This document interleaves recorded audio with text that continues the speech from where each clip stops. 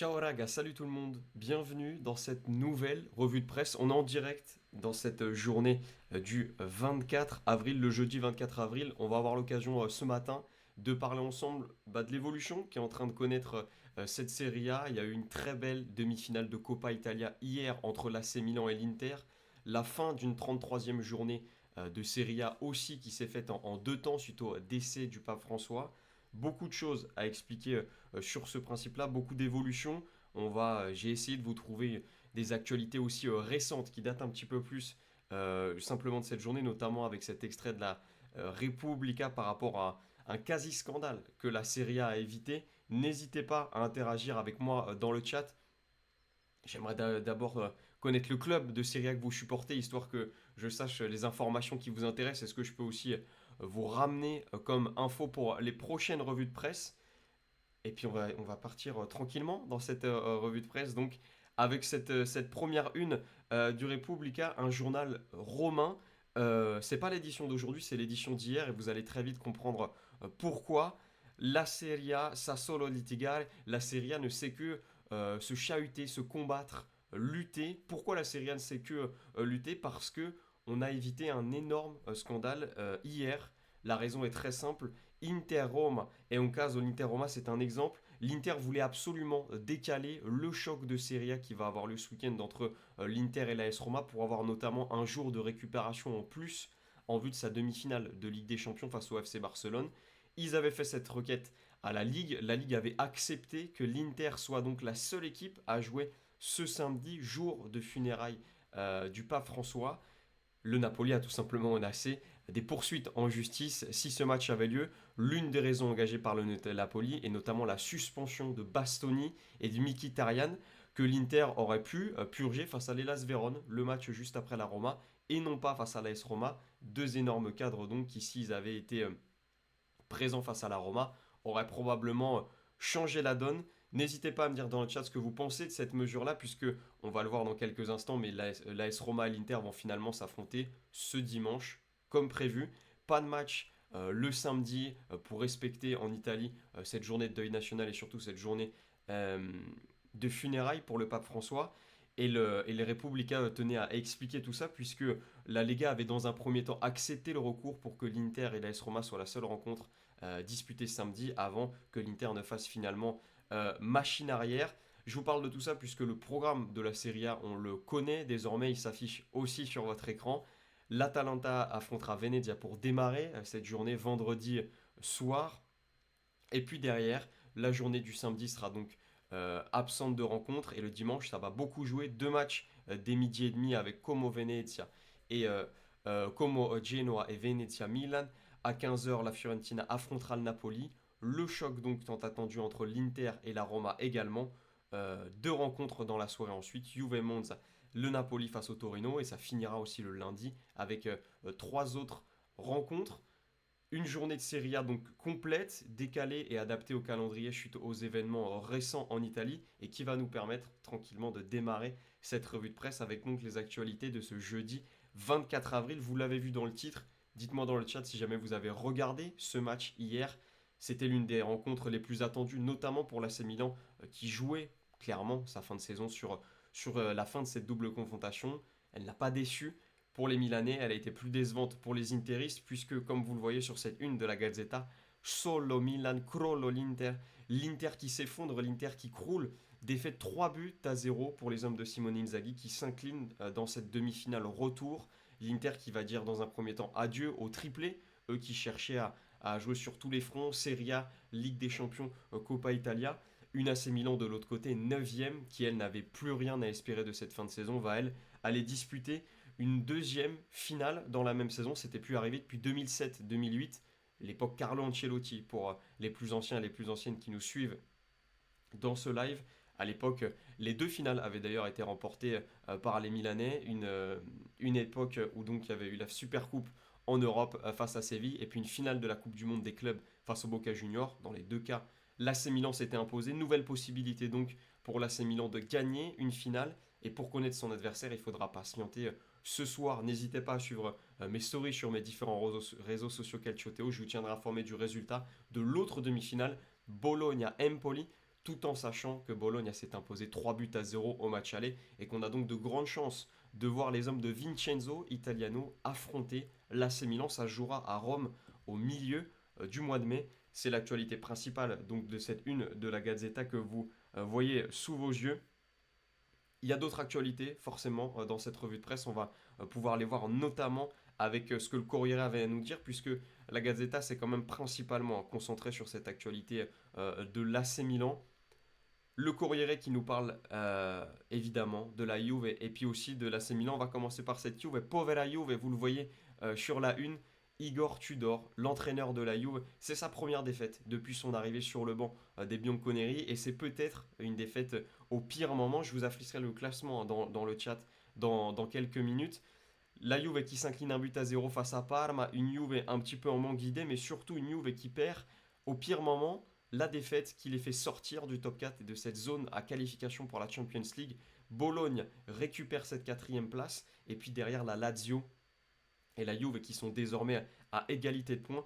Une Juve qui s'est inclinée donc et une Lazio qui s'est imposée en revanche 2 buts à 0 face au Genoa. Vous le voyez en haut à droite de votre écran avec un grand match notamment de Castellanos et de Boulaïdia.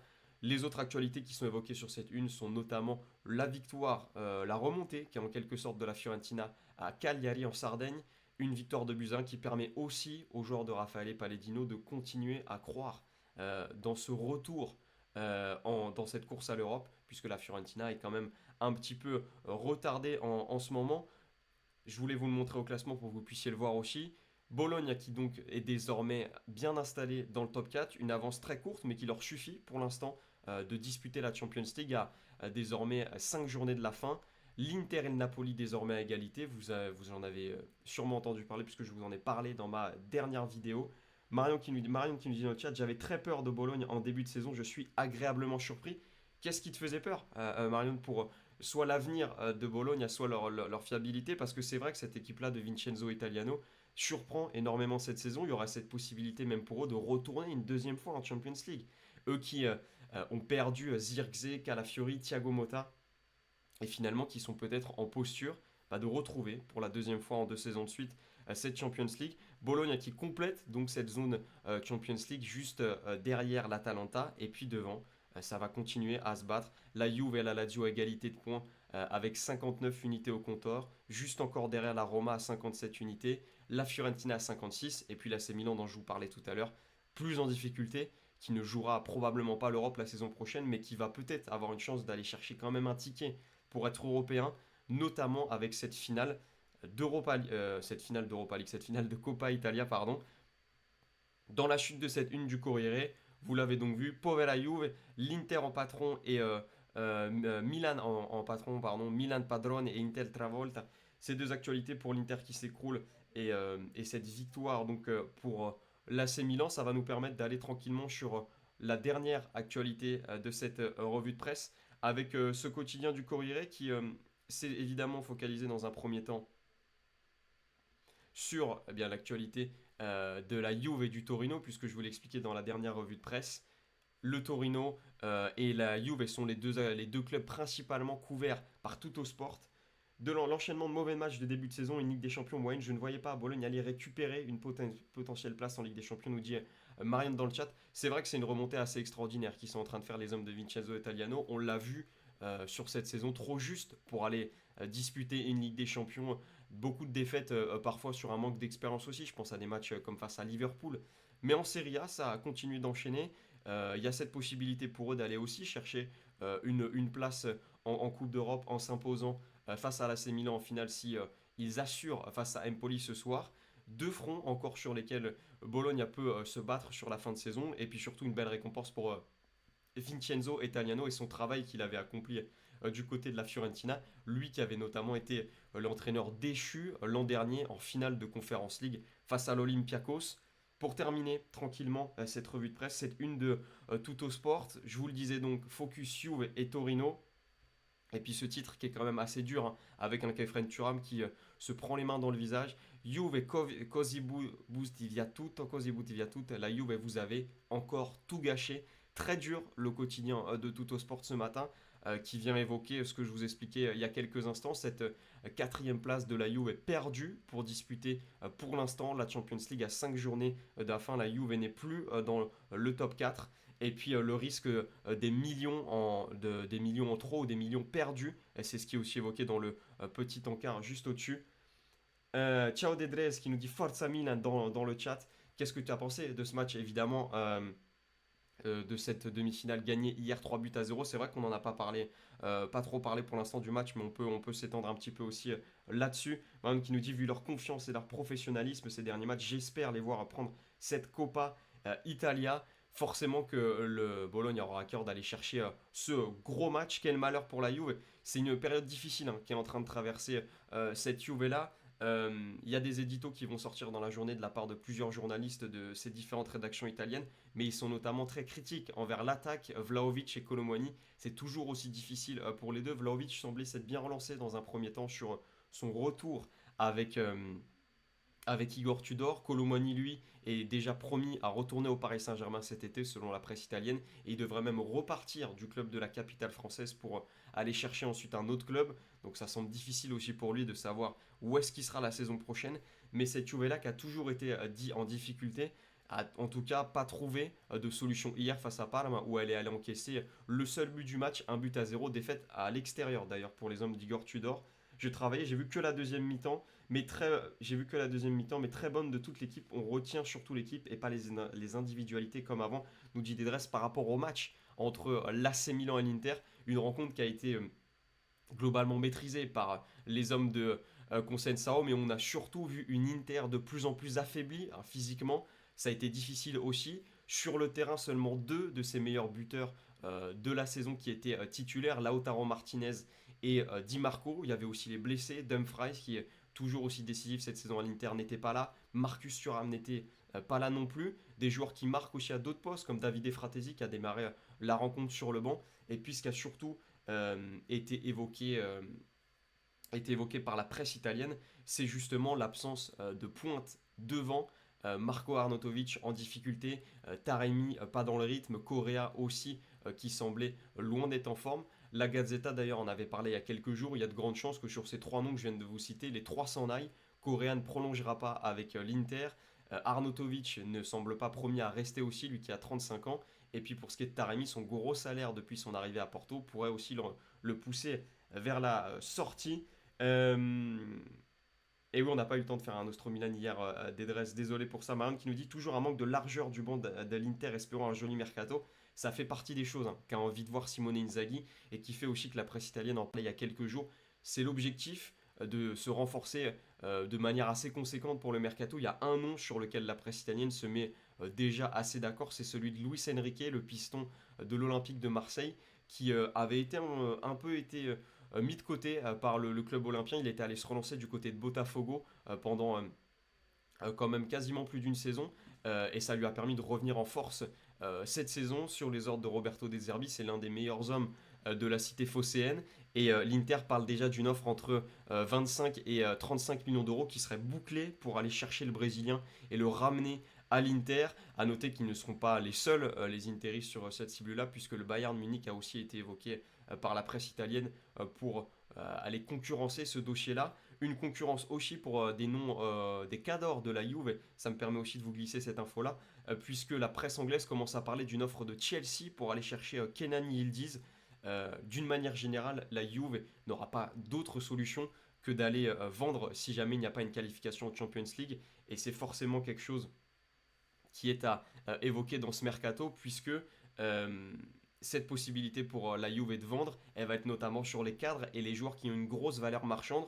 Ils se comptent sur les doigts d'une main dans cette Juve, puisque des joueurs comme Koop Miners ou Douglas Luiz qui ont été achetés avec une grosse valeur marchande l'été dernier et qui n'ont pas donné de satisfaction n'auront pas une grosse valeur s'ils sont amenés à être revendus cet été. En revanche, pour des joueurs comme Cambiasso, comme Kefren Turam, que vous voyez en une de cette Tuttosport, qui est l'un des meilleurs joueurs de la Juve cette saison, ou comme Kenan Yildiz, qui est l'une des promesses aussi, complètement formé, façonné dans cette Juve-là, lui qui n'avait que connu le Bayern en jeune avant. Ça fait partie des joueurs les plus intéressants pour les clubs étrangers notamment, et donc ça pourrait faire partie des joueurs qui ont envie de partir de cette Serie A, ou qui seraient tout du moins attirés d'aller jouer dans un autre championnat quand on voit l'envie qu'on avait hier, je ne comprends pas le jeu qu'on propose en Serie A, nous dit Dedrez, par rapport au match de l'AC Milan. C'est vrai que l'AC Milan, c'est très étonnant, hein. Je ne sais pas ce que vous en pensez dans le chat pour les personnes qui nous suivent. Si vous êtes supporter de l'AC Milan ou d'un autre club, n'hésitez pas à me le dire d'ailleurs.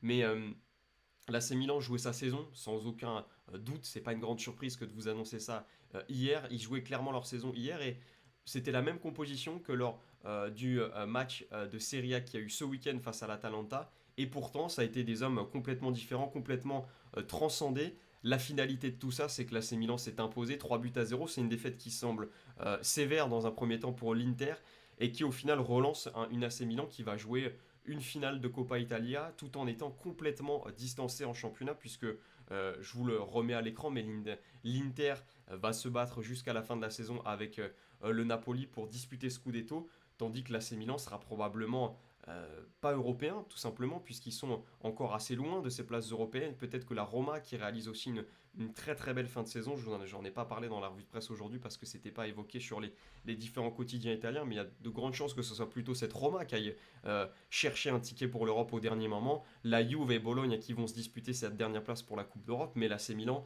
ne jouera pas de Coupe d'Europe s'il ne s'impose pas dans cette finale de Coppa Italia, ça semble quasiment fait. En tout cas, une chose est sûre pour te répondre Dedresse, c'est une envie qui a semblé assez forte et assez symbolique pour l'AC Milan d'aller gagner une nouvelle fois ce derby hier, puisque l'AC Milan va boucler donc une saison sans avoir perdu aucun derby face au face aux hommes de Simone Inzaghi. C'était notamment l'un des grands points faibles de cet AC Milan de Stefano Pioli. Ça semble en revanche être l'une des forces de celui de Consensao. On espère une égalité de points entre l'Inter et le Naples pour voir le match pour le gagnant. C'est vrai que je vous en ai parlé dans cette dernière vidéo. Il y a la possibilité d'avoir un match assez unique, puisque depuis 2022 en Serie A, s'il y a une égalité entre deux équipes à la fin du championnat, c'est un match sec qui départagera les deux équipes et qui permettra tout simplement de savoir qui est le champion d'Italie. Match en 90 minutes, penalty tout de suite derrière pour conclure cette rencontre. C'est assez unique comme format. À noter aussi d'ailleurs qu'il y a eu une telle égalité sur les deux rencontres, un partout au match aller et un partout au match retour entre le Napoli et l'Inter, que c'est pour l'instant la différence de but qui permettra de savoir qui reçoit dans ce match. Pour l'instant, et vous le voyez à l'écran, l'Inter a marqué 13 buts de plus que le Napoli. Donc à moins d'une énorme remontée et d'un match et d'un goal average tout simplement extraordinaire pour le Napoli sur les 5 dernières rencontres, il y a de grandes chances que ce match pour le titre, s'il a lieu, se jouera à Giuseppe Meazza. Mais ça semble assez énorme comme potentiel fin de saison. Ça n'est toujours pas arrivé sur les dernières. L'Inter avait été assez largement devant la saison dernière. L'AC Milan avait réussi à faire la différence de points dans son Scudetto face à Pioli au dernier moment. Donc globalement, sur les deux dernières saisons, ce n'est pas des scénarios qui étaient envisageables. Ça l'est en revanche cette année avec ce bras de fer entre le Napoli et l'Inter. Une Roma très discrète mais très tranchante sur ces derniers matchs, nous dit Oshimarien. C'est vrai que oui, ça n'a pas été évoqué dans la revue de presse du jour, mais globalement, la Roma sur les derniers matchs, c'est des victoires qu'on pourrait qualifier quasiment de champions, des victoires 1-0, des petits clean sheets, mais aussi des victoires sur une petite marge. Mais je vous en parlais dans ma dernière vidéo, si la Serie A avait démarré il y a 20 journées, donc ce qui correspond quasiment à l'arrivée de Claudio Ranieri sur le banc cet hiver, bah la Roma serait première à égalité de points avec l'Inter et elle serait en train de se battre avec l'Inter et le Napoli pour jouer cette tête de la Serie A. Ça semble assez paradoxal de voir cette Roma-là dans une situation aussi encourageante, tant on sait comment elle a démarré dans la grande difficulté sa saison. Pour rappel, hein, je ne sais pas s'il y a des supporters de la Roma dans le chat, mais on parle d'une équipe qui a démarré avec Daniele De Rossi dans un premier temps sur le banc, qui avait réussi de bonnes choses sur la fin de saison l'an dernier, après l'éviction de José Mourinho. Il est parti quasiment en tout début de saison.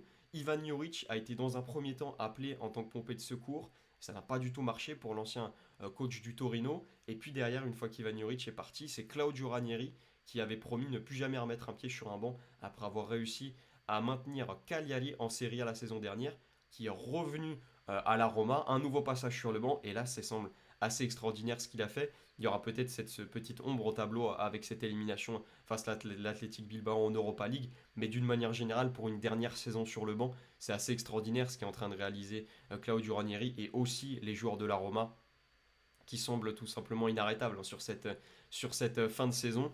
Et en tout cas, une chose est sûre, ce sera la dernière pour Claudio Ranieri sur le banc, puisqu'il rejoindra l'organigramme derrière du club Giallorosso la saison prochaine. Et il parle déjà dans certaines conférences de presse, si jamais il y a des supporters de la Roma dans le chat qui veulent s'intéresser à ça, il commence déjà à se positionner sur l'entraîneur qui aura la saison prochaine. Il avait notamment éteint la rumeur il y a quelques semaines de voir Gasperini sur le banc en disant qu'il y avait très peu de chances que l'actuel coach de l'Atalanta reprenne la Roma la saison prochaine.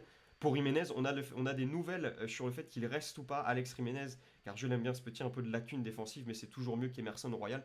C'est vrai que Jiménez était encore titulaire hier au poste de piston droit.